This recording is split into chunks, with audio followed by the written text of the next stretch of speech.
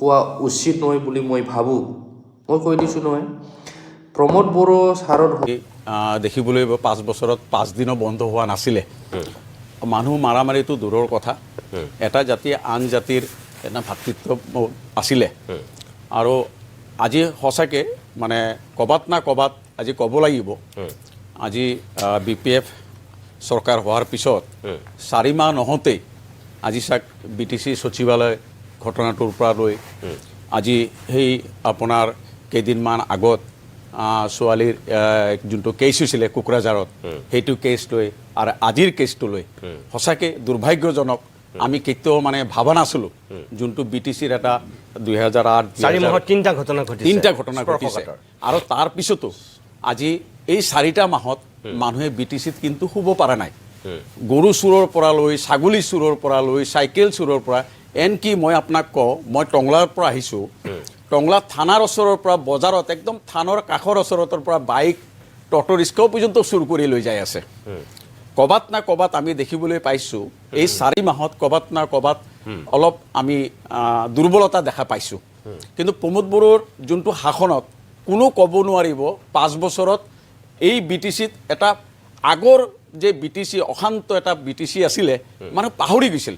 কিন্তু আকৌ এই 4 মাহত মানুহ আকৌ ৰিয়েলাইজ কৰিছে 2008 2012ৰ যে মানে আপোনাৰ মতে কোনে কৰিছে এই কামটো, কোন হ'ব পাৰে? চাক, আমি কোনে কৰিছে কোনে কৰা নাই আমি ক'ব নোৱাৰিম। কিন্তু আজি এটা দুৰ্ভাগ্য ষ্টেটমেণ্ট আমি পাইছোঁ, এইটো পাব নালাগিছিল। তেওঁ আমাৰ সন্মানীয় BTCৰ চিফ আমাৰ হাগ্ৰামা মহিলাৰী ছাৰে তেওঁ কৈছে যে আমাৰ NDA চৰকাৰ তেওঁ কৈ আছে। কিন্তু যেতিয়াই কিবা এটা ইনচিডেণ্ট হয় তেতিয়া তেওঁ কয় কি যিটো প্ৰশাসনটো আমাৰ হাতত নাই। তেওঁতো তাৰে মেইন মানুহ, তেওঁতো কমচে কম প্ৰশাসন নাথাকিলেতো NDAৰ লগত আছে, তেওঁ কমচে কম ইনপুটটো দিব লাগিছিল। তেওঁ BTCৰ মেইন মানুহখিনি নুশুনিলে, অলপ আপুনি আধাতে আহিছেতো। দুৰ্ভাগ্যজনক কোকৰাঝাৰত এই যে ঘটনা ঘটিছে এইটো পলিটিকেলাইজ কিয় কৰিছে? এই যে কি ক'ম আৰু এজেড মানুহ মিষ্টাৰ ছাৰ 5 বছৰত শান্তিকে চলি আহিছে বা আহিছিল বুলি কৈছে, সঁচাকৈ চলি আহিছে না? মই কৈ দিওঁ নেকি, জনক আৰু জংচাৰ পেক এনকাউণ্টাৰ আজিলৈকে যে পাহৰি যোৱা নাই কোনেও। এই শান্তি না অশান্তি আছিল। আৰু গৰু চুৰ কিবা কিবি 5 বছৰত হোৱা নাছিল বোলে। কিয় হোৱা নাছিল ৰে? ক'ত হোৱা নাছিল? দেখাই দিওঁ নেকি আমি? এতিয়াও আমাৰ তাত প্ৰুফ আছে ভিডিঅ' বনোৱা। ইয়াত ঘটনা ঘটিছে একজন বড়ো ল'ৰাৰ মৃত্যু হৈ গৈছে। এইটো পলিটিকেলাইজ কিয় কৰি আছে? ইয়াৰ সমাধানটো কি এতিয়া? এইটো চাব লাগে না। প্ৰমোদ বড়োৰ দিনত হোৱা নাই, কিবা হাগ্ৰামাৰ দিনত হৈছে, তেনেহ'লে কৰিছে কোনে? এইটো কুৱেশ্যন উঠে।